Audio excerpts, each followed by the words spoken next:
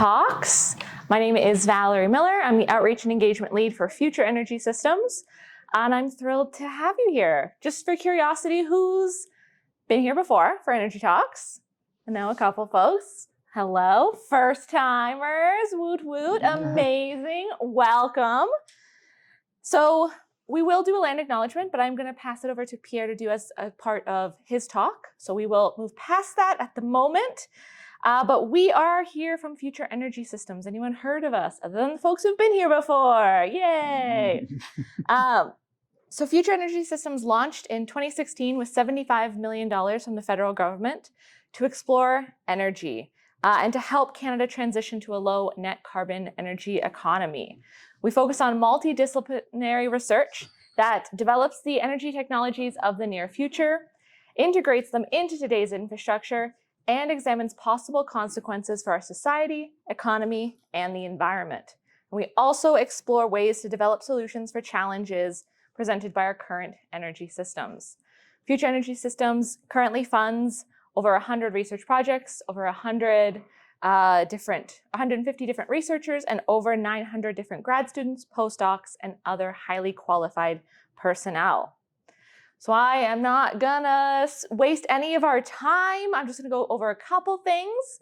We are gonna have a question period at the end, but if you have a burning question that you absolutely cannot wait for the answer, feel free to raise your hand and we will answer it at that point. But we will have a good discussion question period at the end. Anything on that anyone needs to know before we start? Okay, for the tape, we wish to remind current and future viewers that the opinions expressed by the speaker are not necessarily those of the Edmonton Public Library, the University of Alberta, or Future Energy Systems. So I'm now going to invite Dr. Pierre Mertiny up, the Associate Dean of Undergraduate Programs in the Faculty of Engineering and a Professor of Mechanical Engineering at the U of A. Prior to receiving a PhD in Mechanical Engineering, he studies at Leipzig, they say, right? Leipzig, yeah. Okay, University Hanover, Germany. His research interests are in the field of advanced materials and energy storage systems. So I'm going to pass it over to you, and thank you so much. Thank you so much. I spoke earlier today to 300 students, and I'm not sure that this was even a more friendly crowd than this one we'll see, right? Couple of, housekeeping items. Because I was wondering myself, washrooms are right there. Sorry, so in case and if there's a fire, we all scream and run, kind of thing. Okay, so down the stairs, preferably, I guess, right? Don't take the elevators. All right, so in land acknowledgement, right? So, and by the way, I go by Pierre. So if you want to address me, don't use the long name, just use the Pierre. So land acknowledgements, I tend to use the ones from the university, right? So these pre-canned ones that we find on the website. And then if you're at the university, you hear them twice every day kind of thing. And so I kind of try to come up with my own. And the one I'm thinking of tonight is, who has ever been down there by Rossdale Power Plant? Okay, all of you, right? And so when I got here, because you mentioned I came from Germany, right? So, and I know the whole Rossdale area because I actually lived very close to this. So just lived up by high level bridge in one of those condominium towers there. That's where I lived initially. And I always thought, okay, there's a power plant or whatever. And then, you learn that where the legislature is, there is Fort Edmonton Park. And that's where it all started. That's where Edmonton started. And then the one thing that was never explained to me at this point is that the Rossdale Flats are actually really this point where Edmonton started. Thousands of years ago, literally, people have been frequenting that area because for some reason it's easier to cross the river down there. And so trade has happened here for centuries. And when the European traders came, they set up shop right there where Rossdale Flats are and built the fort up there. And so the reason we are actually in Edmonton, and because we enjoy all the privileges that we have here, is not because the Hudson Bay Company had this fantastic idea to build a fort at that spot. It's because there have been many people who walked before us and have made this place their home. So, and for me, this was quite a revelation when I realized that, because it took me out of my European-centered thinking to something, there is actually a broader history here that we often kind of simply neglect. So tonight I want to talk about electric vehicles in the town of Banff and where the journey is going there. I should point out my collaborators. They're not all here, otherwise there would be twice the size of people.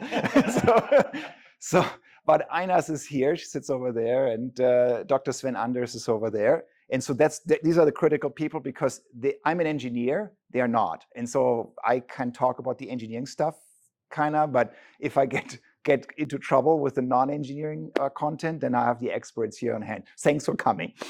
And then Grayden, he's actually my grad student. And then we have Adrian, who is the grad student of Petr Musilek, and he's a professor in electrical engineering. So we'll be talking about the story about the town of Banff. And let's start with let's zoom in from like a high level to more granular things later on. So we're starting to look at the Canadian Rockies, and this is actually only for domestic tourism. We're all aware that the Rockies and so is a touristy area, right? And 5 million people come to the Rockies most of them are Albertans, and I will come to back to this in several times again at this talk. So Albertans are we like to play in this area. We travel there mostly for pleasure. Actually, if quite a few people actually stay in hotels, the majority, right? So compared to at friends or campsites or so on. So a lot of this is actually in hotels and other accommodations like that kind. And people go there all year long, obviously more in the summer, but still in the winter is a sizable chunk of people who go there. And I'm the one who's probably typically among those 22%, because I like to ski. So if I would be in this picture, I'm the 22% person. And we all have been in Banff, I'm pretty sure. Who has not been in Banff? Really? I'm new to the city, so. Oh, you're new to the city. Oh, that's amazing. Welcome to Edmonton in Alberta. So yeah, but that's, so most people have been there, and Banff is a funny beast. This town was founded, and it says it's in its town charter, it's founded on the principle of tourism. So it's not like, if you go to other mountain towns here, they have other purposes. Banff is clearly built only for tourism, and everything else follows. It's set in their town charter. And then only about 9,500 people live in the town of Banff. But then during the peak travel season, so like summer, this population grows to like 43,000 or so. And that's not even the peak. I just looked it up on the website today. It says on super busy days, they grow up to 50,000 people. So it's quite amazing of what's going on there. And then they say on their website, on a typical busy day, they get about 9,000 or so, between 9,000 and 10,000 vehicles coming into the town. So also the traffic that they see is dramatic, right? So, and then another thing from the Banff National Park, that the town of Banff is in the national park. So Parks Canada is an important player in this whole in this context here. Says that like 60% of the emissions in the national park are actually tied to transportation. So, and then most of this transportation is actually or a good chunk is actually tied to actually getting to the park, not just driving around in the park. So let's take another look to the second topic, or the second part of the topic of this talk. So that's the idea of, let's start with zero emission vehicles. So it says EVs, but let's start at that level, because the federal government actually has an incentive program for zero emission vehicle. Currently, we always equate this with electric vehicles, right? And so, but zero emission vehicles actually include the battery electric vehicles plus the plug-in hybrid. So those two together that are in blue here are actually zero emissions vehicles. So, and if you look at the composition of vehicles that are new vehicles that are registered in in Canada here in 23, we see that about 10% are currently zero-emission vehicles. The largest part of this is battery electric, right? So the numbers are compared to the normal gasoline cars that probably most of us have, I think. Or I don't know, who has an electric vehicle here? You can out yourself right now. Nobody? There's not a single electric vehicle owner here? I thought it would be everybody would be here electric vehicle owners, so except me. This but is my research tool. Oh, okay. So I have a zero emissions vehicle which is parked over there. So so yeah. So we all like, if you were honest here, we all like, if you look into this in this bar here, right? But the zero emissions vehicles are here. So that's one, and then there's good news about it, right? So when you look into the press, you see that battery prices are falling, right? So they get cheaper and cheaper. They're always saying, oh, the batteries are so expensive because they're the most critical part of an electric vehicle, and that's probably true. But prices they're getting better. Also, there's the adoption of electric vehicle gets higher and higher in many countries. I think Norway is like super high, like 80, 89 or whatever % by now. So they're very, very high. And so it shows that it's feasible, and that in this particular news article, she says that once 5% of new car sales go fully electric, everything changes, whatever that means. But so maybe we're at the cusp of something that will happen in the future. But there are also alarming voices, right? So like, with electric vehicles, electricity has to come from somewhere. So is our power grid able to handle all of this, right? So there are, this is from the States here, this news article, but it's being said that the power grid is already insufficient as it is today. So like, if you add a lot of load to the power grid, will it cause more trouble down the road? And then there are voices, they even come, this is actually an article which is cites somebody from Toyota. So even Toyota is not sure or not confident that the goals that are set by the federal government to meet 100% EV sales by 2035 is actually doable, according to this article. And be this as it may, there are different voices about this. When it comes to Banff, there are very alternative ideas even, right? So this is all news article about this person, Adam Waters. I think he is a very rich person who wants to fund or raise the money to build a railroad going from Calgary to Banff to avoid traffic in the future. So a completely different approach, right? So, and so I will be focusing mostly on electric vehicles, and I will show you why I have this in mind. So now we're kind of focusing a little bit more on Alberta. If you go back to before the pandemic here, 2018, on like 58 electric vehicles were registered in the province per month. And now we're getting to closer to 1,000, right? So 716. So if you just kind of look at the numbers, it looks like a little bit of an exponential growth, right? So it seems like things are picking up, right? So it's not like just a stable flattening. There's some kind of strongly increasing trend. Here it is the motorized vehicle registration. So this is kind of like giving us a snapshot, not just about new vehicles, but where we are at right now. And there's a different, and I have to apologize, the colors for this on this monitor are very weird.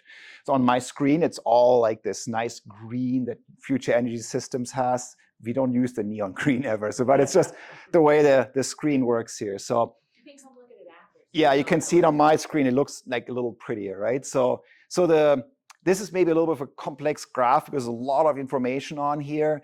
But essentially, these bars show us the number of vehicles that are registered. So it's 3.6 million or so in Alberta.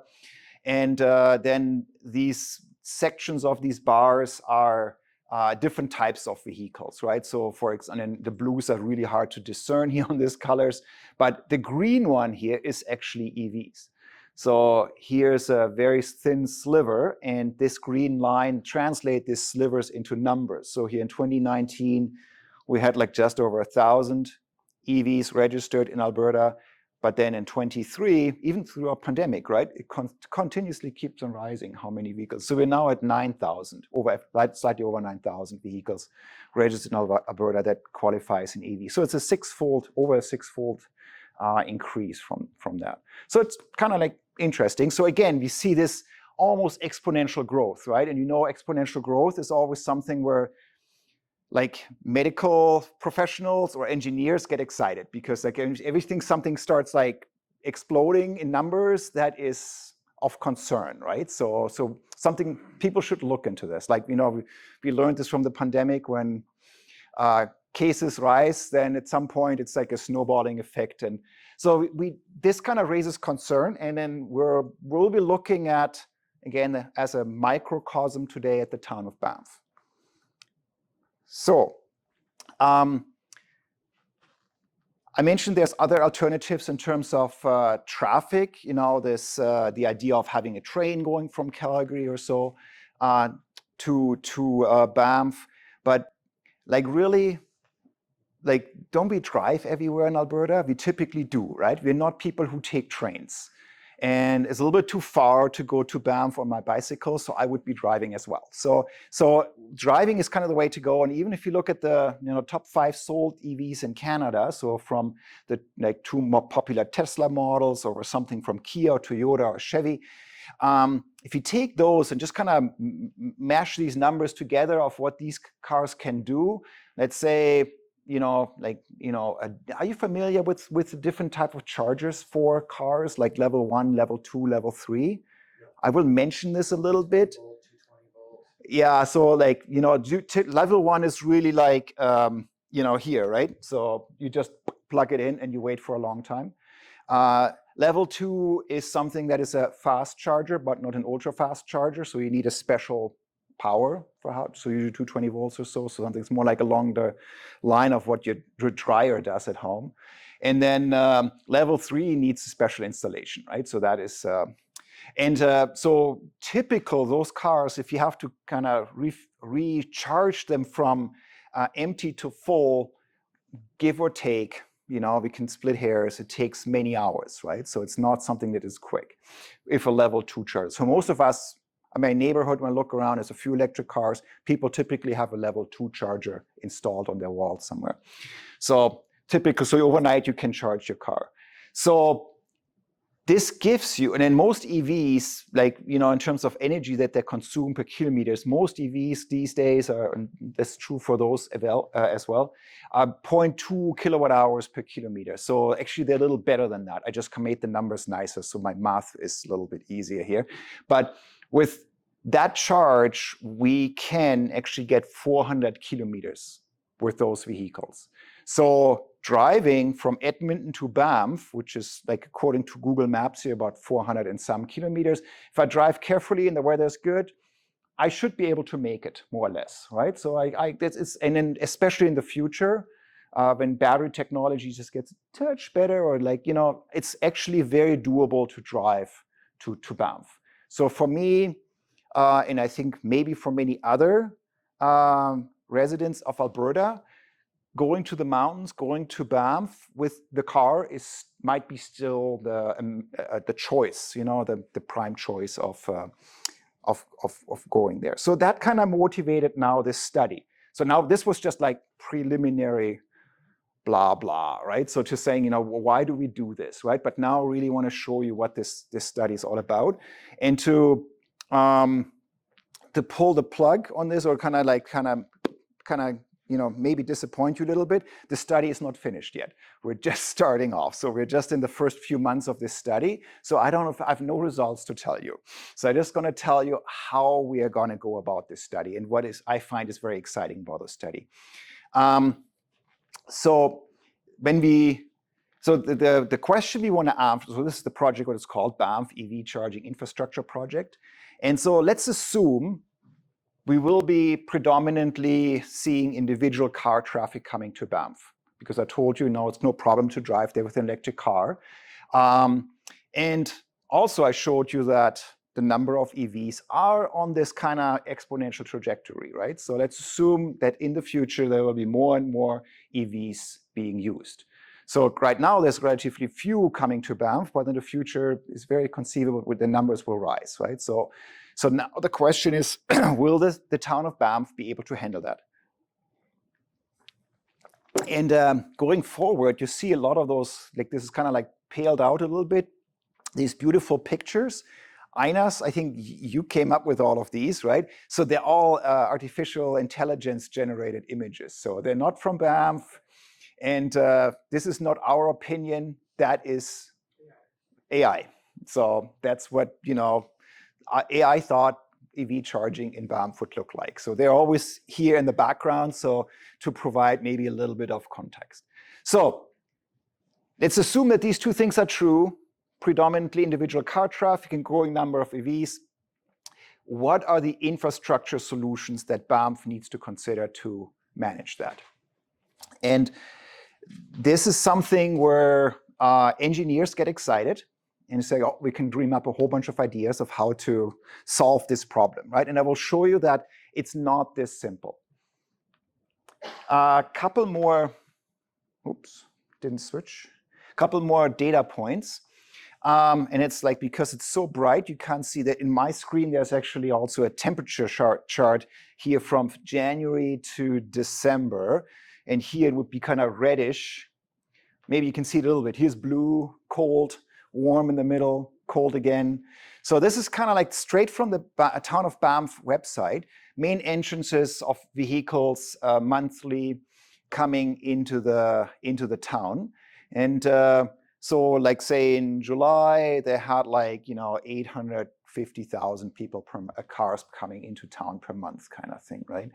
And then in the winter, it's less, still numbers are still high, but it kind of halves kind of thing. And then also interesting, which has nothing to do with the project, but 2017, 2018, the numbers are here, right? 2019, then 2020, we all know what happened there, right? Like from March to April, it dropped dramatically. And then slowly we're recovering. And now in 22, 23, we're back where we were. So things are back to normal in Banff, it seems, right? So there is a lot of car traffic, more in the summer, less in the winter. Nevertheless, there's a lot of cars coming to the town. We saw this already, but here's actually the real data. And we can use this data for our purposes, right? So that's why I'm showing this. We use this ultimately for our model. The next question is also very pale. What's the charging situation right now in Banff? So if I drive there with my EV, what can I do? And it turns out there's 27 public charging stations that I can plug in my car right now. There are also 26 private charging stations that are reserved for hotel guests. There may be plug-in stations that are privately owned and like private property, but they're not counted here. I mean, that I wouldn't like if people drive up my driveway and just plug in their car, right? So these are the ones that are like, travelers to Banff could be using, but they're all level 2 chargers. So it's not the ultra fast charging where we charge a car like those that I showed you earlier in the hour kind of range, right? So there's no stations known at this point. So charging, if I arrive and it's I have to be careful when I'm saying if I would do this, because ultimately I will show you that what I kind of think doesn't matter for this study. But if I put myself in the shoes of a tourist to Banff and I go there skiing in the winter, I load up the kits, I load up all the gear in the car, hop in my EV, drive to Banff, and then probably don't stop along the way, right? And then when I get there, I want to go for dinner. And at that point, my car needs to be plugged in because it's empty. Right? And so I need to charge it overnight so that I can go skiing in the morning, because one of those people, I don't want to take the bus. I mean, if you have children and then with skis and boots and everything, I want to have the stuff in the car, right? So I would prefer having my personal vehicle with me. But again, that's just me. In terms of, we also have data on the electric load that the town of Banff sees. They're publishing this as well. Banff is also a funny beast about this, is residential, because there's so few residents in Banff that are permanent. The residential power consumption or electric consumption is relatively low in Banff. Industrial is all the services that they have. The largest chunk is actually commercial. In the commercial, the largest part of the commercial part is actually accommodations and retail trade. So all the stores, all the hotels make up a lot of the power consumers. And it's, again, makes me wonder, or makes this research team wonder, what happens if now tourists come to Banff? Would retailers, for example, and hotels, like accommodations, offer more charging for their customers? It's a possibility, right? So then these blue bars for commercial would even go higher. You would ask, I tried to find out today what the limitations for the town of Banff currently actually are. How much extra power can they actually bring into town? Interestingly enough, it's not very published, this information. But what I did find is that Lake Minnewanka, like, you know, it's right by Banff, large lake, and there's a hydropower plant. They can make 52 gigawatt hours of energy per year. So that would be about here. So it's not enough to serve the whole town, but it's actually still a sizable chunk. So it's not like a small sliver at the bottom, like just the hydropower plant over the year can produce quite a bit of electricity to serve the town of Banff. I was actually surprised by that. And I also read today, trying to desperately find the data, TransAlta just upgraded actually their transmission line into, there's only one transmission line going into the town of Banff, and that was just upgraded a couple of years ago. So apparently some people are thinking already on, you know, how to make this town future-proof.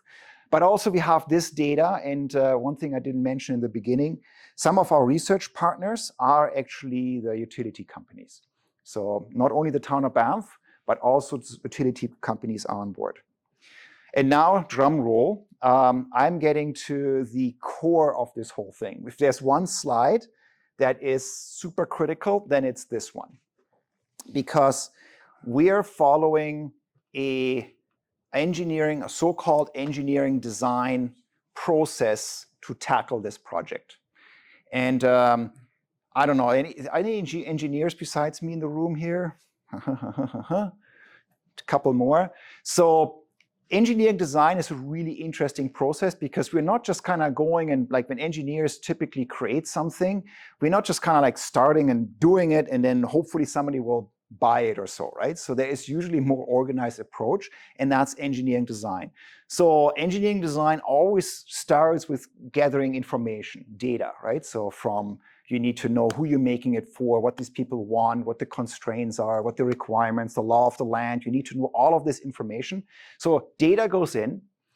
It's also systematic. So it's a very well formulated, organized process. And that is supposed to be in this blue kind of box here. And if you're ever interested, you can come to my course, which is on engineering design. It only takes 13 weeks to complete. And then then you know everything that's in this blue box.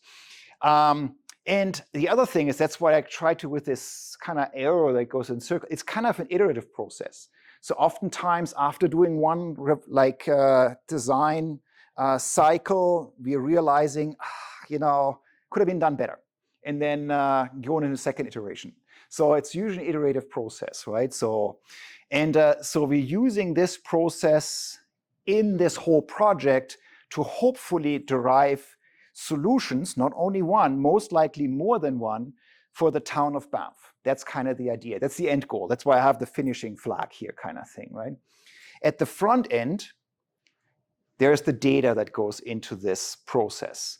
And I will show you a little bit where we get this data from. So some of the data is concerned with the electric vehicles. So that's what these green buttons are for, with the EV in the middle. Some of the information is concerned with the power in the town of Banff, right? So that's the blue one. And then the other one, and that's where our two guests here, Aynaz and Sven, come into play. We also have the social sciences on board. And that's for engineers, something that is very uncommon. True?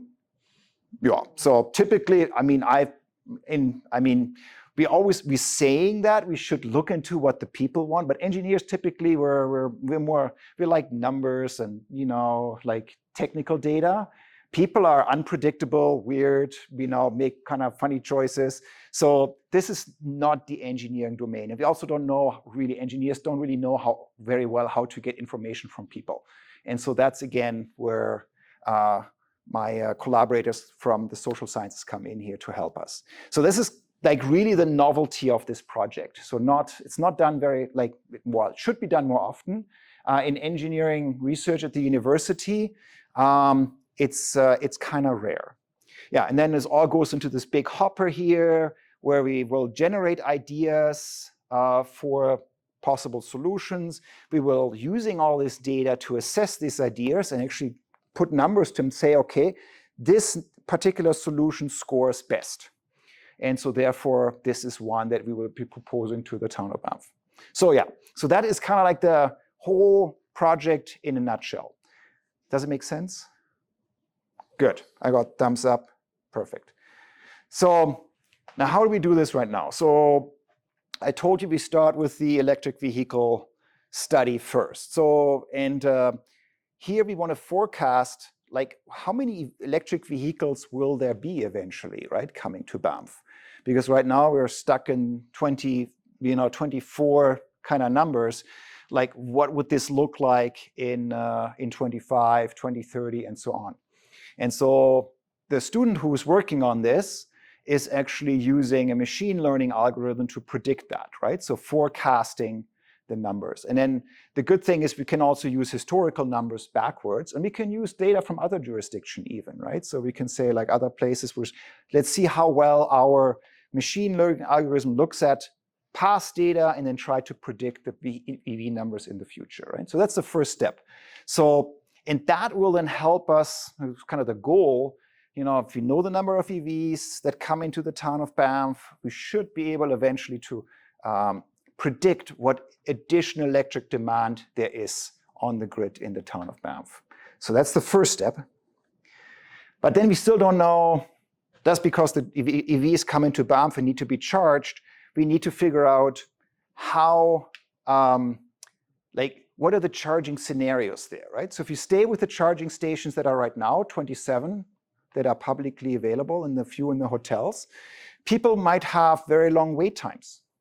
So if there's 500 electric vehicles come into the town of Banff, there's 50 stations and every car needs to be charged for 8 hours, it's going to be tight, right? So you're not going to get your car charged overnight. So if all are these level 2 chargers, so it takes several hours to charge. So based on different scenarios that are kind of thought about, we can now predict the load profile for the electricity demand on the grid. And so what, again, the student will look up here is kind of like a bottom-up modeling approach. We take the total number of cars, we look at what the EV portion of that is, and then we can predict, depending on the number of chargers that are there, what wait times are, and what the load profile on the electrical grid is. The beauty is, again, these kind of models can be tested. So we can have a model that describes that, and we can use data. Let's say I mentioned Norway has a lot of electric cars, right? So we can say, okay, let's use data from Norway and see if our model actually works, right?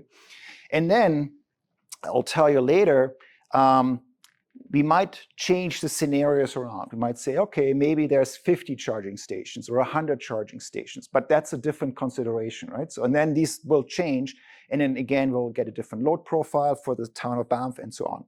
So this is like a simulation where we want to have the EV charging for all these cars that come in and how they affect the electrical grid in the town of Banff. So using that information, we can now throw this over to our friends at electrical engineering. I mentioned to you that my colleague Peter, he is the electrical engineering professor.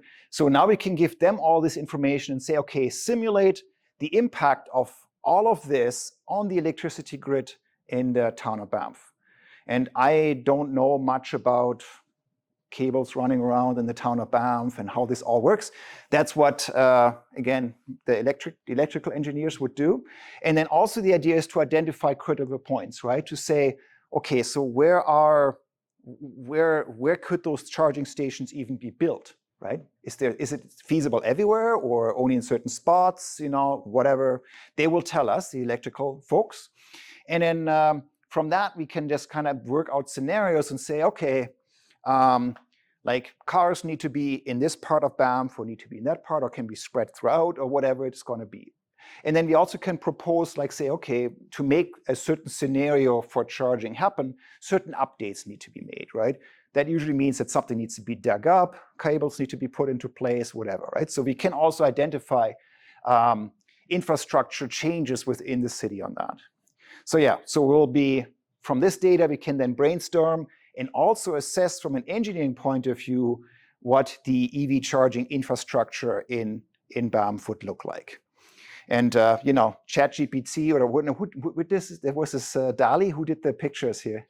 Yeah, DALI. So DALI doesn't care, right? It kind of it's really beautiful, these pictures. It put just charging stations everywhere, right? So and just for the sake of kind of making it look good. But you know, there's probably more rhyme or reason behind that. And before I get to this text here, do you know what the people who have been to Banff? Most of us. Do you know where that is? That's actually a real picture. That's not DALI. That is a real picture. No, it's in Banff. It's a parking lot. Yeah.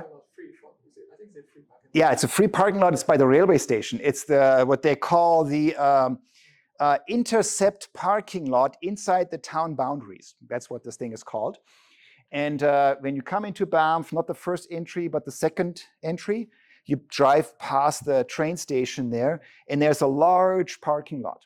And so that is the idea that a lot of, like, Town of Banff likes to catch cars here and then have people take the bus into the downtown core, especially in the summer, when I just realized the other day when I was there that in the summer, the main Banff Avenue is actually a pedestrian zone. Who knew, right? You can't drive into town.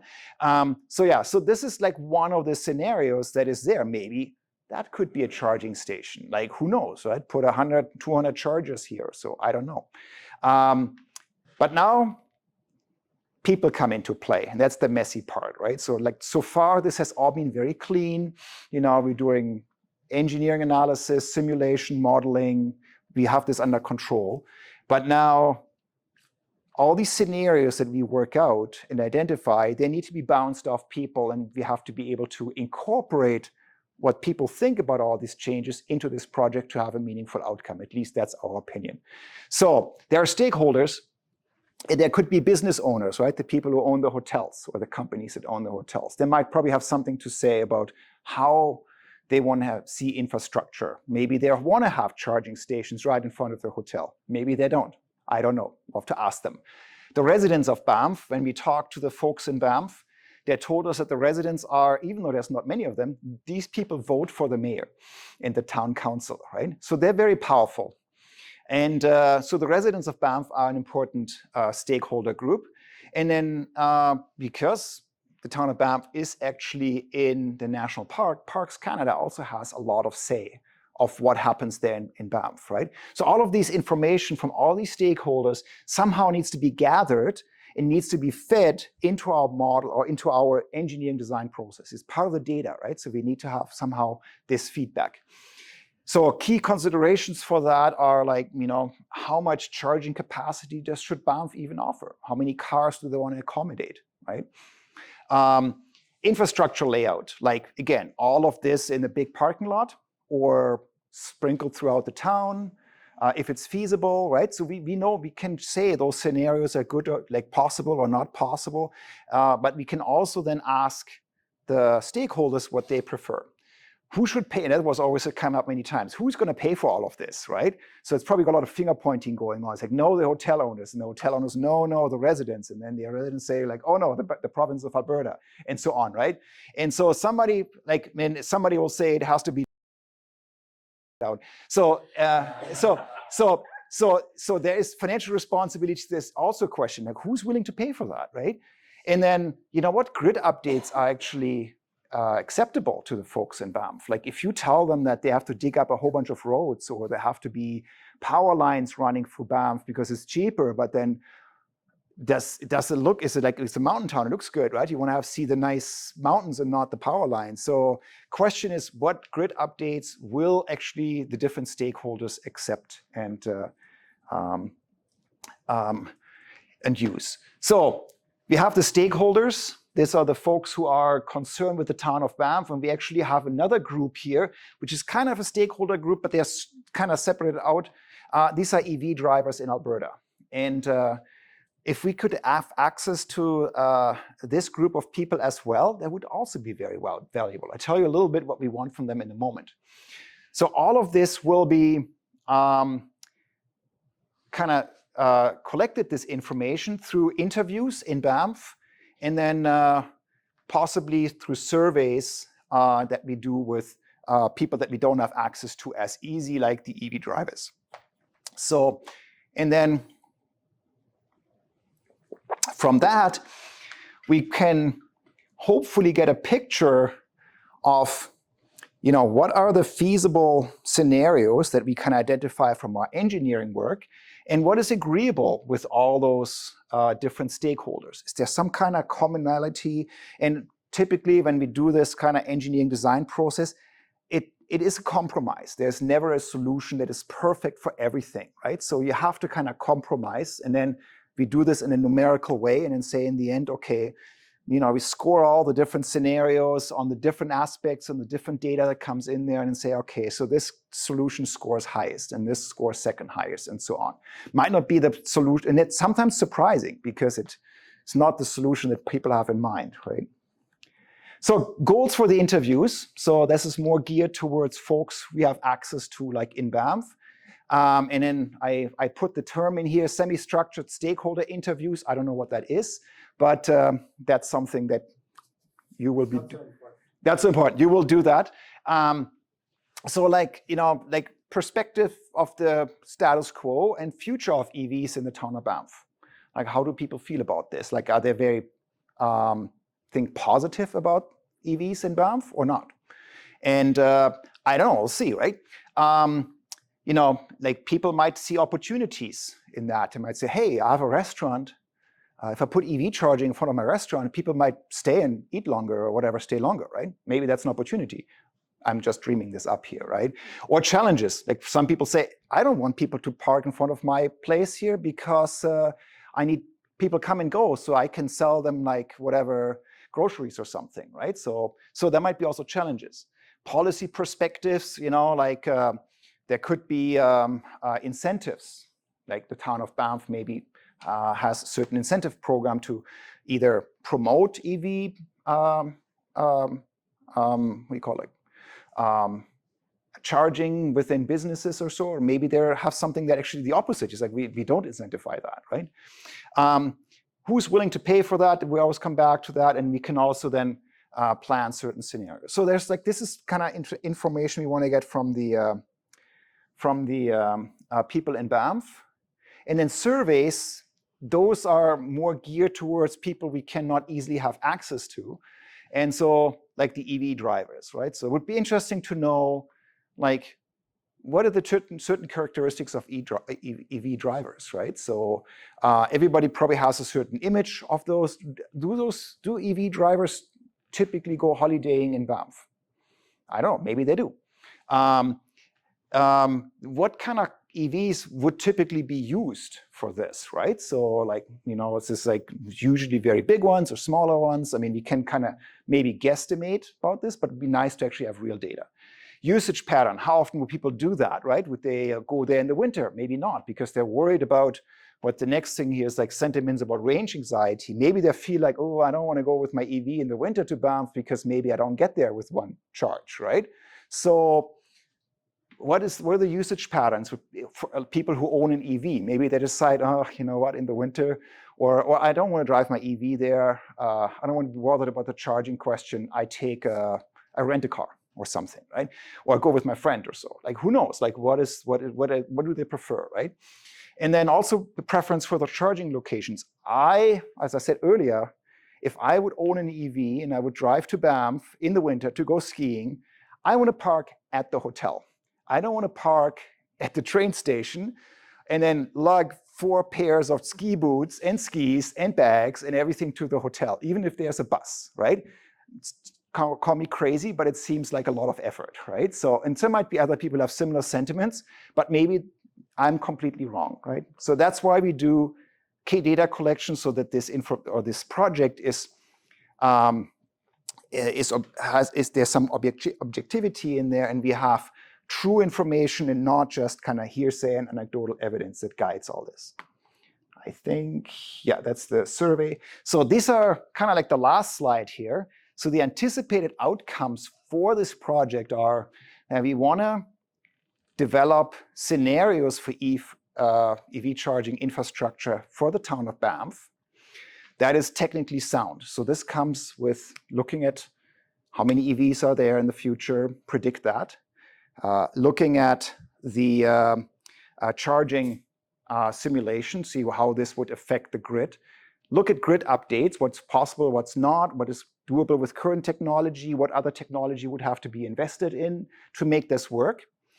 Next item on the list here, we want to have feasible solution that are amenable to the town of Banff stakeholders, the people who kind of own this place, right? So they have to ultimately live with this.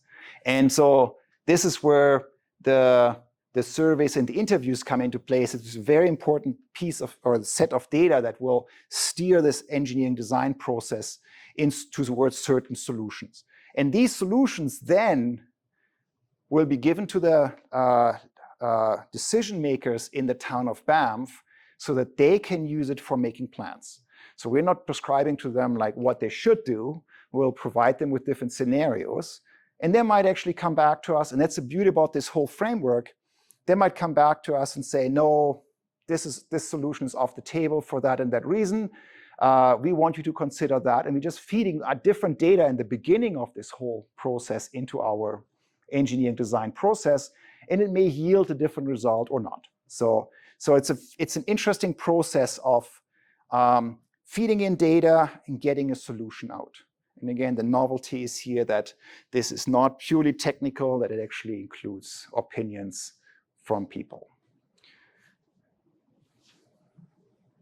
50 minutes, class is over, class dismissed. And if you're interested, there are references, but they're also in super fine print, right? So, all right, I go back to my major slide.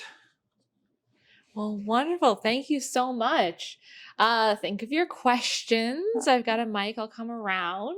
But before we dive into those questions, what's the timeline on this kind of project? When should we invite you back to find out how it all went? You should know that because it's tied to the...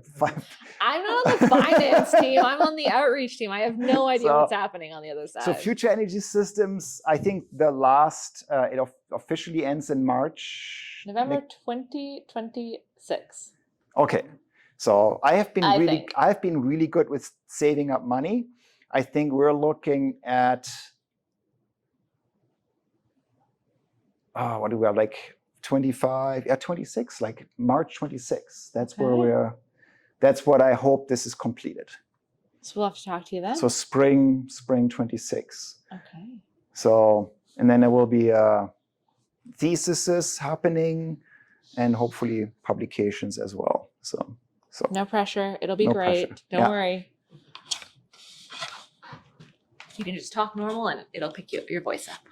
Okay. One thing I haven't seen you discuss is the number of EV vehicle owners who also own a gas vehicle. Yeah. So that they presumably, I'm thinking, would use their gas vehicle to go to Banff, and they would use their EV vehicle just around the town here. Mm-hmm. And so what I'm seeing is total numbers, but can you get data to break that down into which families only have an EV vehicle? So if they wanted to take a vehicle, that's the vehicle they have to take. Aynaz, take note, because that is, Sven, you want to answer that? If I can, Yeah. Thank you very much. This is a really good question because nobody really knows. And we have reached out to the Alberta EV Drivers Association as a partner, hopefully, in conducting our survey. So not just asking like what EVs do members have and what are their driving patterns. One question is how many of these committed EV drivers actually have a second or third vehicle. I think a lot. And your question is particularly relevant. We have also been thinking about, there's lots of people going camping in Banff Park. but also visiting the town, they may be pulling a trailer. So how many of these summer visitors who may come for camping will use their EV or may just have a pickup truck to pull their trailer? So that's important to know, because if we are going to predict and simulate future EV visits, we want to not impose that anybody who owns an EV will actually visit Banff with their EV, like Pierre was talking about. But it's a question. Yeah. Right? And that's the beauty. And that's the beauty about this, adding these two to the study here. Because if I would base this entirely only on the number of EVs on the road, and you're very right? If you only do this within the total numbers on the EVs on the road, and we just say, okay, this goes straight into our model to say, okay, how many EVs are going to be in town? We might actually be on the, I don't know, have a German saying right now, like Holzwege. We're on the, we're miscalculating the whole thing, right? But feeding information from the users in there and saying, if this is a question, we know, they say, oh no, I would never use my EV to go to Banff in the summer because I pull a trailer. Well, this will be part of the numbers that go into the model, right? And so we can say, okay, now the numbers need actually be reduced, because even though there's more EVs in Alberta, a certain percentage is actually never used for going to Banff because people say so, right? Excellent question. Good discussion. Yeah, good. I'll go here and I'll come to you. When it comes to predicting the increase in the number of EVs, is it just through consumer data on purchasing through year over year, or are you also looking at how, whether it's government policy or private industry investment in things that are concerns to a consumer on whether they would buy an EV to predict EV sales? And that's when I looked at the data today, and again, I spent a couple hours looking at this today, trying to anticipate a whole bunch of questions. And when I anticipated your question, but I don't have an answer. So when the simple is just like we've seen these curves that are kind of exponential growth, right? So we can just kind of fit some kind of model to that and say, okay, it follows this, right? I think using the approach that uses a machine learning approach is actually quite powerful, because we can use data from other jurisdictions, right? So we can say, and then we might not have this data yet, but let's assume we can get this data, right? So the simple is probably Norway, where it has been a really nice, steady, rise of vehicles. But there might be other jurisdictions, like in Germany, where incentives came and went, right? So, and then we can test our model as well there. And so we can then also investigate scenarios that say, like this incentive program, which is currently in place, let's say that ends in a number of years, like anticipating an election, right? So, okay, new government comes in, incentive program ends, what would happen, right? And that's actually probably an important thing to look at. And that's something that our model will hopefully be sturdy enough, robust enough to consider these things. So like if the Town of Banff says, what happens if you get a new government and things change? And we're spending millions of dollars to do or you're asking us to spend millions of dollars to do all these upgrades. Does it still make sense if government policy changes, right? And then we can investigate this and say, okay, now in the future, you will not see so many EVs, right? And it helps them making decisions. So I hope that the model will be able to consider this. And I think, we could probably keep the students here forever, because there's probably a million different scenarios that you can investigate this with this model, right? So especially as time progresses, be very interesting to see. Not having I have my political opinions, but I don't want one. I'm not saying I want the government to change, but let's assume it does, right? And we might see this, and then we actually might get data. So it's really interesting to look into the future, and see how well our predictions actually match what the real world will show us in the future, right? I think you had one. Just a couple quick questions. On one slide, you noted that, or the team noted, that in Banff was estimated that 60% of the emissions were from transportation. Yeah, in the park. In the park, yes. So I was wondering if anyone here knew offhand what that percentage would be like in the city, like Edmonton, like what percent of emissions in the Edmonton area are a result of transportation? And my second question was, I guess, why Banff? Why was this group attracted to this Banff project? Why was it chosen as one of the So the projects? first question is, I honestly don't know.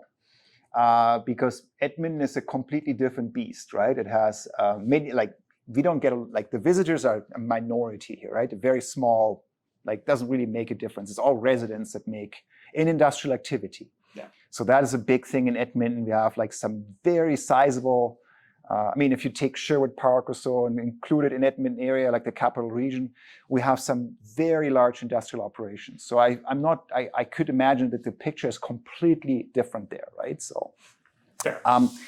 And why Banff?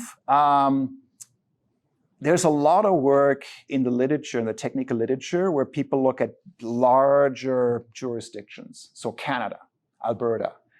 But the uncertainty becomes the bigger the thing is, the less granular it can be, and the more higher the uncertainty, right? So this project, I think, is motivated by we have it's almost like a little test tube, right? So fewer data points. Yeah, it's fewer data points. Banff is really well. We know how many cars drive into Banff. There's one road, really, right? So there's one power line. So it's very easy to figure out what goes in and what goes out, and it's much more accessible than looking at the big picture. And I think that was attractive for this project. And self-serving Banff is also kind of exciting, right? So everybody has a certain vision, and I think it's I don't know if you came to this today because the label Banff is there. If I would have said, I probably did. Yeah.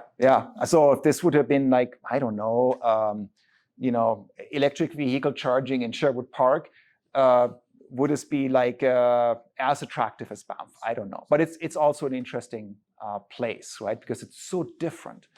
It's like a different, almost a different planet, right? So you imagine, I always try to think how this is if I would be living there.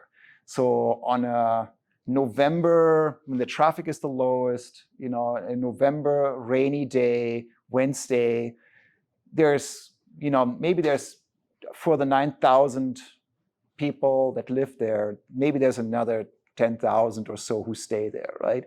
But then take July 1st, you have 50,000 people in town. So for every resident of Banff, there's 4 visitors there. I mean, I can't even imagine how this is to live there, right? So if you're a kid going to school or so, or driving to work in the morning, you probably don't drive because it's chaos, right? So it is a very different place. So, and I think that also makes it very attractive. I think you had a follow-up to just this. a follow-up. Also, the town of Banff is very proactive when it comes to these planning considerations. Not only is the current government, the federal government, very pro these types of electrification scenarios. Parks Canada is also having, if you go on the internet and you go to Parks Canada's strategic plan, electrification of transport in the entire Jasper and Banff National Park is sort of a declared vision for the moment.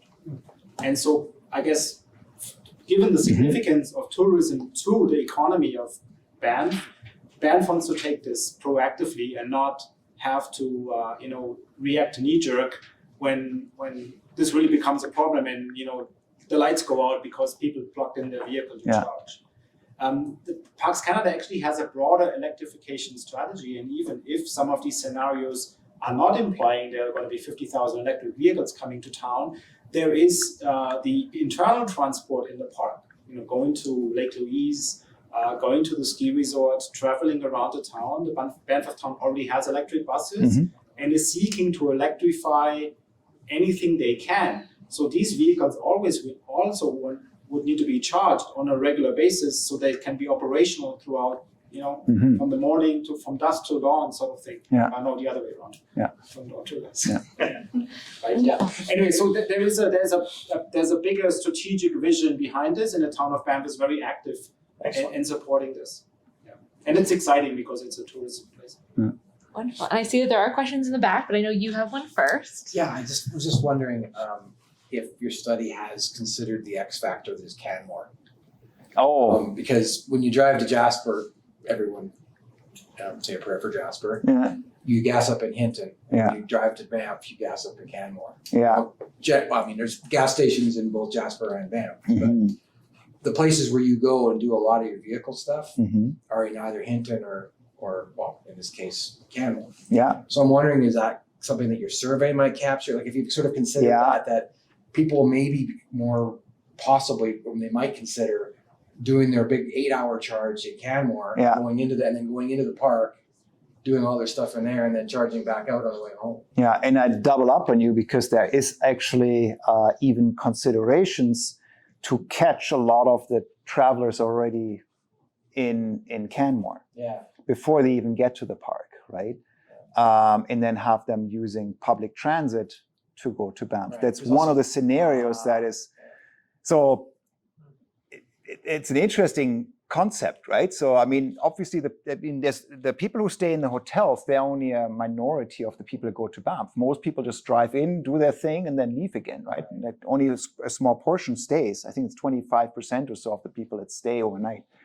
And so could you just kind of have all these travelers that are just kind of transient, just stay in Canmore on a big parking lot outside the park, And right? there's less developmental Yeah. issues there in Canmore. I mean, you could have a lot bigger charging infrastructure. Yeah. There's not as many restrictions on inside the park. And so our focus is really on Banff.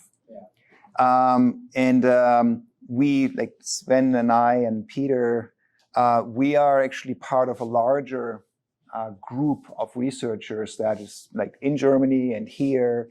And one of the projects we're looking at is actually the whole Bow Valley. But that project is actually at the very early stages. So the money hasn't even applied for you. So, but the idea is to look at the whole Bow Valley corridor and then capture everything from like, Calgary, Can't ask it. So. the whole area, right? And see what the energy system in this whole corridor could look like in the future, right? And then, but there would be a much, like this is 6 people here. So that would be a much bigger project. And if this will actually come to fruition one day, I don't know, if you want to, we can, hopefully we get, researchers from the University of Calgary would probably apply for that type of grant.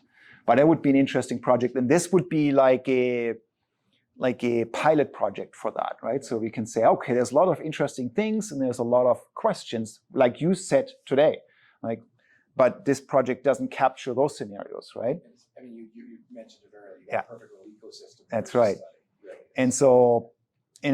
But the one thing would like to emphasize here is that we don't know what the solutions look like, right? So the solutions might be quite adaptable, for example, right? So we might say, maybe this project yields a solution or a couple of solutions where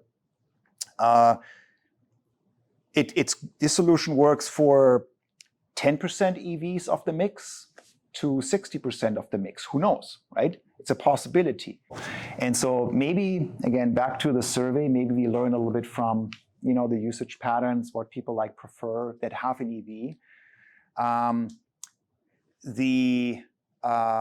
The second point is a really good one, in terms of the feeling that you must have a little more reserve, right? So you need to have reserves in the system. You don't want the system to be running at being fragile, right? So because, I would hate the idea that if I'm in the town of Banff and suddenly there's too many EVs in the town that gets plugged in, the lights go out kind of thing, right? Or whatever, any of those scenarios, right? So I think hopefully again, this will come out when we interview the residents and say what they say. And then you're speaking from the perspective of a resident, I believe, right now, right? On the last point, yes. Yeah. And so they might feel about this very differently. They might, so for the hotel owners might say, bring all the EVs that they can, I'm trying to always, I've been thinking about this a lot, right? So maybe one scenario is maybe EV owners tend to spend more money when they go on holidays. Maybe they do, who knows? Maybe they don't. But let's say hotel owners they probably do their math as well. And so they say, we won't get all the EVs coming to Banff because they're great customers, right? But then the people who live in the town of Banff, the 9,000 residents, they might have a very different opinion because not all of them benefit from directly from the hotels, right? So the hotels are typically owned by multinational companies. So they might not actually feel that, as you said, that they benefit from like a large amount of EVs in the town. So it will be very interesting to see what those surveys tell us, and then also how to balance the different opinions, if there are different opinions, right? So, and that's something that in this engineering design approach, this is usually done through weighting factors. You say, okay, so this group is more important than that group, right? So that's usually how it's done in those, or this data is more important than this data. But those weighting factors, these are knobs you can turn, right? So when we talk to the people in the town of Banff, the decision makers, they can say, oh no, it's absolutely critical that we consider the opinions of the residents because they vote for the mayor, and so therefore for everybody who's kind of working there in the town of Banff in the governance of the town. So they might decide that, or they might say something else. The decision makers in the town of Banff might say, oh no, it's tourism. If the hotels are not ready, if the retailers are not happy, the lights go off in town.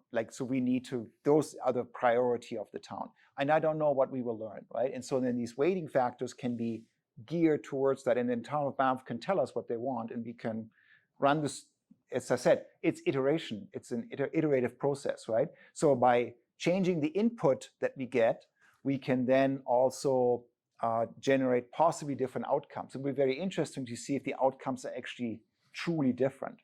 We always assume that when you do this kind of model, that you always get different solutions. But sometimes there are solutions that are consistently the same or more or less the same. And then it's like, oh, that actually kind of interesting. Like depending on even different input parameters, you get similar solutions. So maybe that's something you can go with, right? So that's what this tool will allow in the end.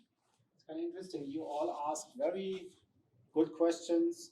Not really complicated questions, but very straightforward questions that are worthy of an answer. And what you do, Pierre, just to you, we're waving our hands, right? Because there's about 3 articles about EVs and this complex every day in the newspaper or online, maybe 50. And yet there's so many things we have no understanding quite yet. And I mean, even asking the EV owners of Alberta, like, how do you see this? Well, we may get a snapshot of what they're thinking now. But that may change 6 months down the road when other factors change. But giving the town of Banff something to work with under certain different, modeling and other considerations, I think is important for them, because right now they have nothing. And even if they have spare capacity in their grid, I mean, they have a few other items on their list that need electricity that are not EVs. I don't know, the big project you spoke to, Pierre, what if the residents of Banff want to have heat pumps, which is like environmentally the coolest thing to do. And they all come home from work at 5 and they all turn their furnace up, their heat pump. The electricity demand from those heat pumps is going to, I guess, put the EVs in the shadow, because that's going to be a huge spike, and that may just kill their grid as it is right now. So I guess this project is just one example of the constraints that such a special town faces, with all the things that are changing around us these days. And maybe not next year, but certainly for the next 5 years. Yeah. And so with the heat pumps, it's a good example because the Parks Canada can mandate that. They can say, well, we want to get off fossil fuels, and in the next 10 years, we're switching out gas furnaces because it's in the parks. And then that changes things dramatically, right? So if you go to electric heating at home. So it's a lot of political issues. They're hard to capture, right? So it kind of can only do as much as, what we know today, and then project into the future. But I hope that we can set up this whole analysis process here so that it is adaptable to future changes, right? So policies change, if opinions change, and it can change overnight, right? So And do you see this framework being adaptable to different communities, or is it rebuild every time? That's a good question. I don't know. I mean, it turned like I just learned not too long ago, about a month ago, there's a very similar community in Norway. So it's a resort town that has lived the dream already. So I actually don't even want to know about this place, like what's going on there, because it's almost the perfect test case for our model, right? So if you can get data from that place to see what our model would, if you get data from like 10 years ago from that place, maybe that is very similar to what Banff is today, kind of thing, who knows, right? So, but I think our model will probably be limited to places like Banff. I don't think it will be easily adaptable to like a city of Edmund, because the composition is so different, right? So it's very difficult to capture all of this. Like a Whistler or a Cody, Yeah. Boulder, Colorado. Yeah. Like that. But could you just apply this methodology in assessing a place like Edmonton or Calgary, though? Yes, we could, but I'm trying to think about some of the limitations there, because there might be just too many variables in the end to capture it all, right? So in Edmonton, yeah, I don't know, maybe you could, but I haven't really thought this. That again, back to your question, why Banff? Because it's easier. So it's. And I know there's a question here, and then I see you at the front. Yeah, your presentation interested me. I spent some time working in Whistler installing charging infrastructure there. Yeah. That was kind of I think a decade ago, this Yeah. big worry that will this be possible? And then as well with strata properties in Vancouver, Mm-hmm. there was a lot of opinions that it wouldn't be possible due to upgrading the existing infrastructure in Yeah. strata properties and older apartment buildings. And one of the workarounds, and this is in Edmonton popular now too, is just interlocking those loads with like dryer loads. Mm-hmm. It's common and it does big business now. Mm-hmm. So I'm wondering if your study has looked at some of those commercial properties, especially hotels, if interlocking some of those loads would come to your analysis. That's a good point. I think I don't know how a hotel is run. So that's a question that I'll take note kind of thing. That would be an interesting thing, what the hotel owners say, what they perceive to be a possibility, right? So I don't know, like maybe there's no way to offset loads within in the hotel. I don't know like how a hotel is run. Maybe they can switch. You can. In Canada, electric vehicle charging loads go in at 100% to your supply service calculation. Yeah. So if you interlock that with another load, then you can have your existing electrical supply in that house. I'm sorry. Okay. So, good point.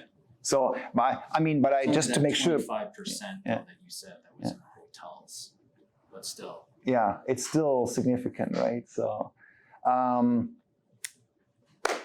I don't have an answer for you, but it's a good point, right? So I think that's something where I hope to learn from the hotels. Maybe it's also like question is, if they're not interested in EVs on their property at all, then we don't have to worry about that, right? So. Right.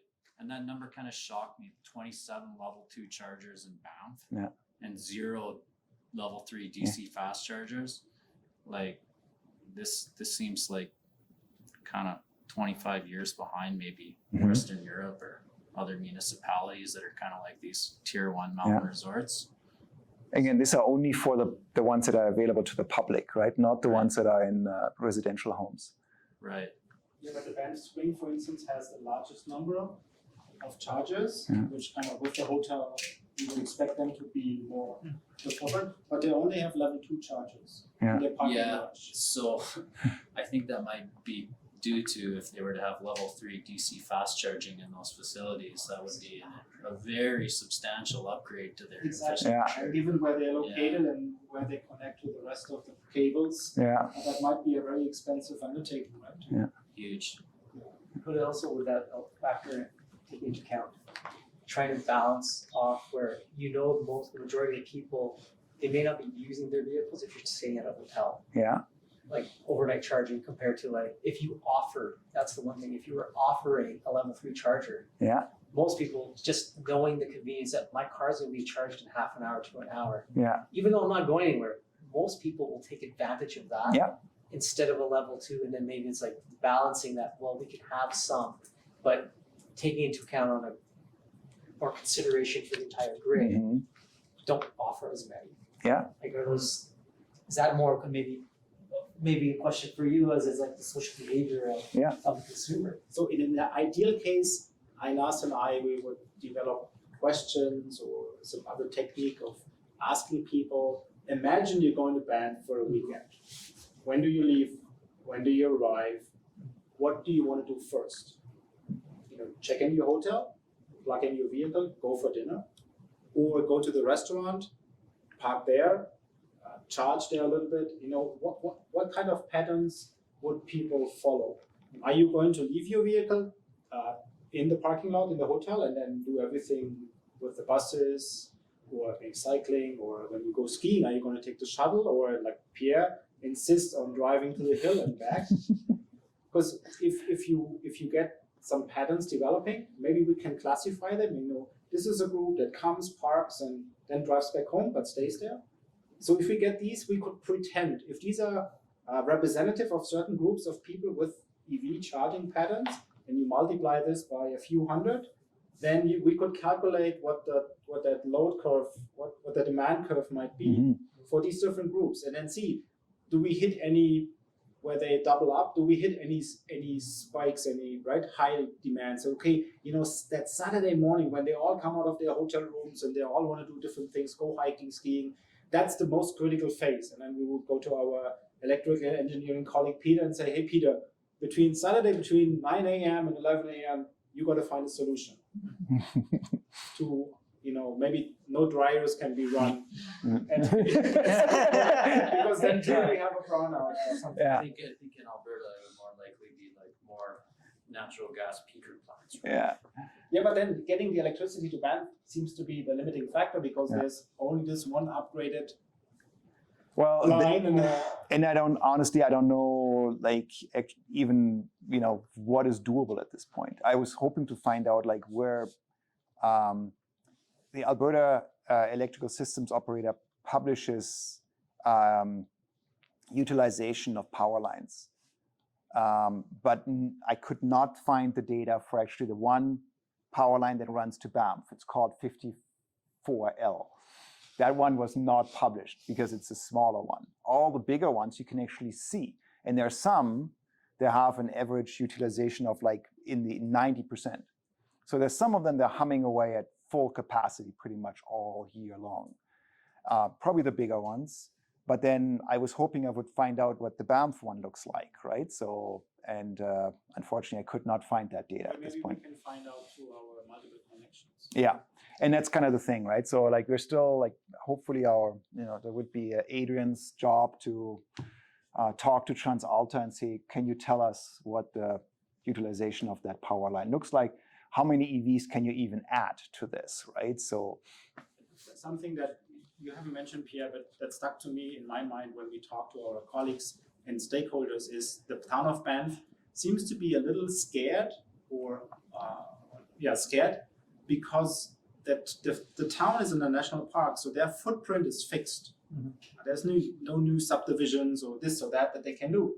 It would be a multi-year undertaking to get a little bit more of the park, carved out and put concrete on it. Mm-hmm. So they say any solution that Pierre's or our model produces cannot have an extra parking lot, cannot have, even maybe the size of this room here for a power plant.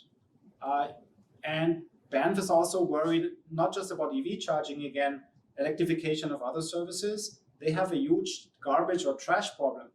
So even the trucks coming to pick up the trash and where they collect it, for them is a real estate problem because they don't have the luxury of declaring a big parking lot for containers full of trash. So sometimes it feels like we are creating an EV problem that is not really so high on the agenda, but it's clear that any expansion of the footprint of the town cannot be part of any electrification solutions. Yeah. So we cannot put any batteries anywhere, like big batteries, or we cannot build a miniature gas-fired power plant or a generator even to maybe take the edge of a peak. Does that also include additional infrastructure for transmitting electricity? I think that's our understanding, that even doubling up a line would be like a 5-year consultation process. You know, things in the national parks don't get built easy, and anything else in Canada doesn't get built so easy. When it comes to electricity generation, you mentioned that there's a jurisdiction in Norway that's similar to Banff. What was the primary generator electricity for them? I have not. I only heard about this in July, and I deliberately have stayed away from this topic at this point because I think it might cloud my judgment at this moment, right? So, but it is. I mean, I don't know the exact conditions of this place. Like, is it in a national park or not? Or I don't know. Like, I mean, maybe they have a ginormous hydropower plant just next to them because Norway has a lot of hydro, right? So maybe they're in a really nice space to make it work. I don't know, but I see those other places on the planet more as potential sources of test data. Then I see this as something we want to kind of copy a solution from, kind of thing, right? Is the source of electricity generation, is there a design constraint on it? In other words, how that electricity is generated, regardless of before saying it's going to be in Banff or outside of Banff?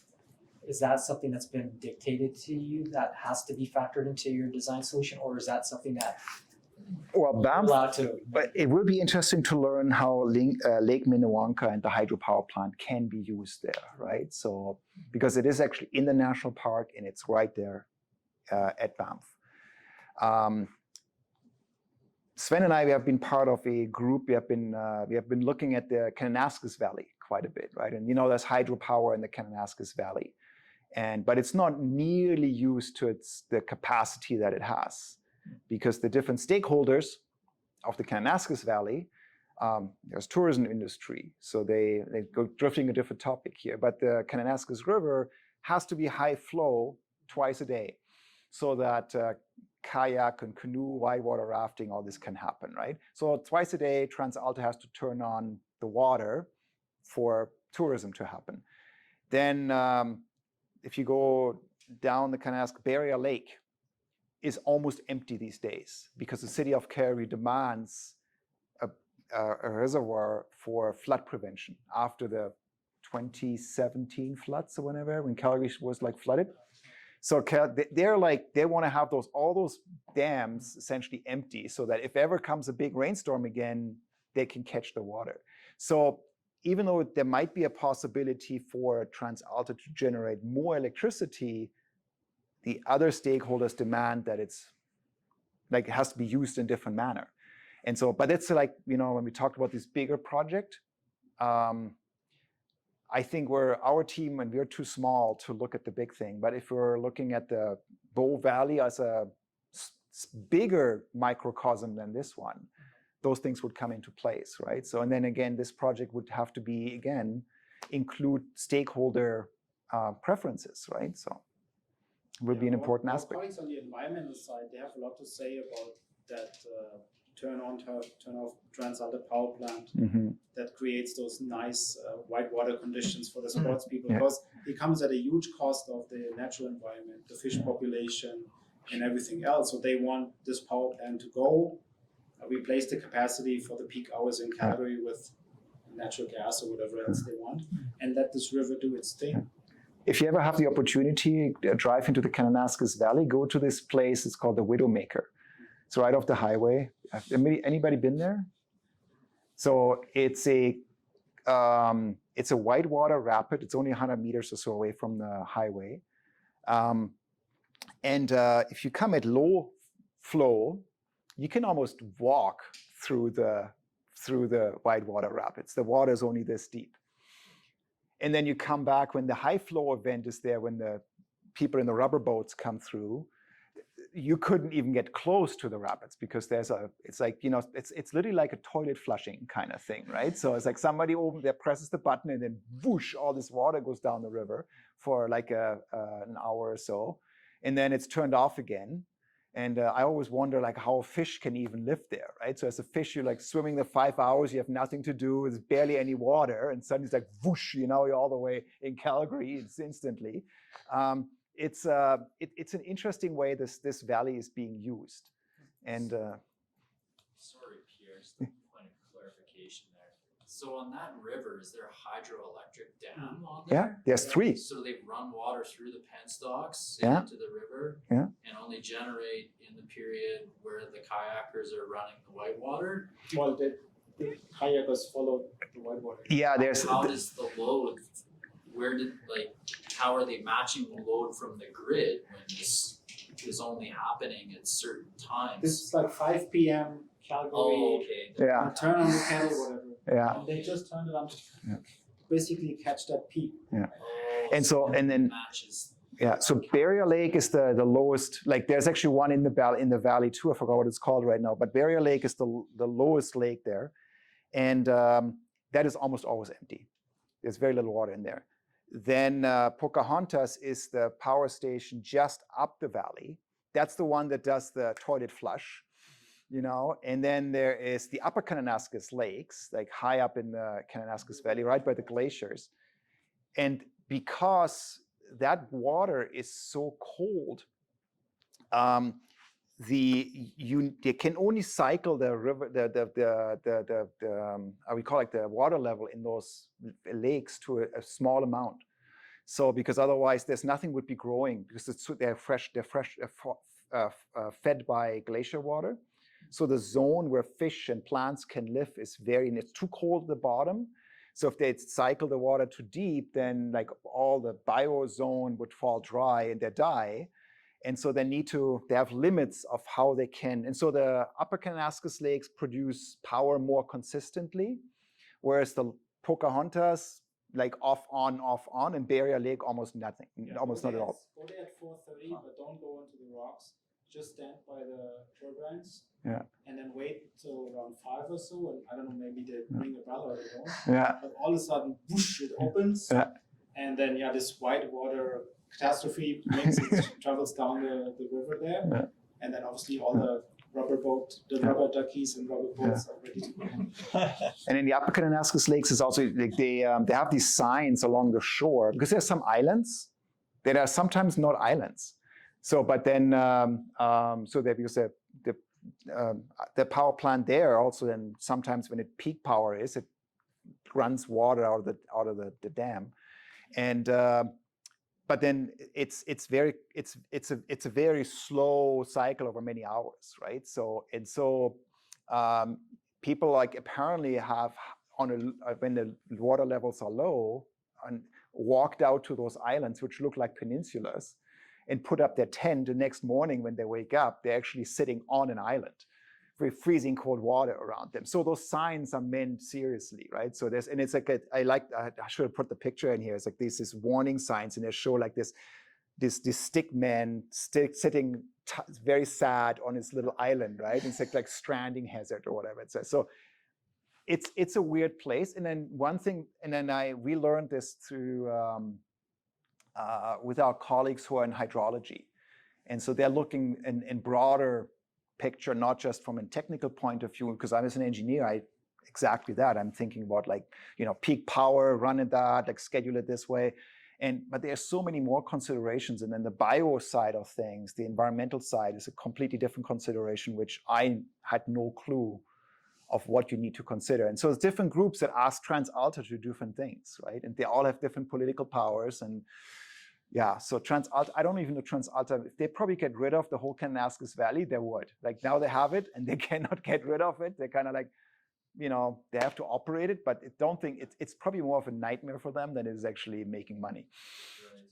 In DC, in the Whistler-Pemberton corridor, the whitewater kayaking community totally came up against the government at the time that was more pursuing run of the river, smaller micro scale projects because it was destroying their ability to run all kinds of rapids. Yeah. And I think that they actually eventually kind of gave way to a lot of these recreational users. Yeah. And as far as I know, the momentum has totally moved away from those smaller run of the river IPP projects. And now it's all Site C. Yeah.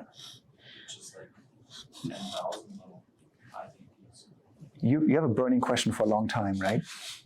Yeah, I think Unfortunately, you we are answered not- most of it, Yeah, okay. but yeah, I was just curious. In Banff at the moment, do you know where all the power source comes from, as it is today? I think you mentioned a lot of it comes from Yes. this hydroelectric dam, but yeah, where does the rest of it come from? Well, there's two power sources currently. There are very little.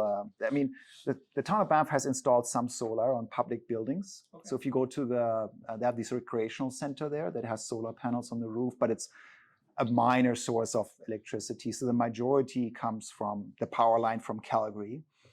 And then Lake Minnewanka is also a significant power source, right? And the beauty of Lake Minnewanka is good for peak power, like shading, right? So, and with the help of Fortis and TransAlta, we can understand the electric grid and the way it's managed in Banff quite well. And again, I'm not the electrical engineer, but we have that access to that information ultimately, yeah. All right. I would rather stay here and keep talking all night, but eventually the library is going to close and they're really going to want us out of here. Can we thank Pierre again and your team for an amazing talk? Thank you. That was really nice questions. Thank you all. Yeah, and big congrats to you guys because those were amazing questions. Just a couple really quick notes. Our next talk is October 16th. It is a zero emissions energy system, motivation challenges, and the hydrogen pathway. So if you want to explore hydrogen, October 16th, same time, same place. And our last talk of the winter will be November 20th, and it's going to be looking at solar energy, but new techniques, new mechanisms. I don't have the title yet, so I'll let you know as soon as I do know. You can sign up for our newsletter. It'll come out once a month, and it'll just tell you what the talk is that month and some other things that are happening. If you'd like to share your thoughts on tonight, feel free to fill out a survey and leave it with me. And if you have more questions, I'll pop up some business cards and you can grab one before you go, and feel free to contact us at any time. Thank you again all for coming, and we hope to see you back over and over and over again. And thank you to the library.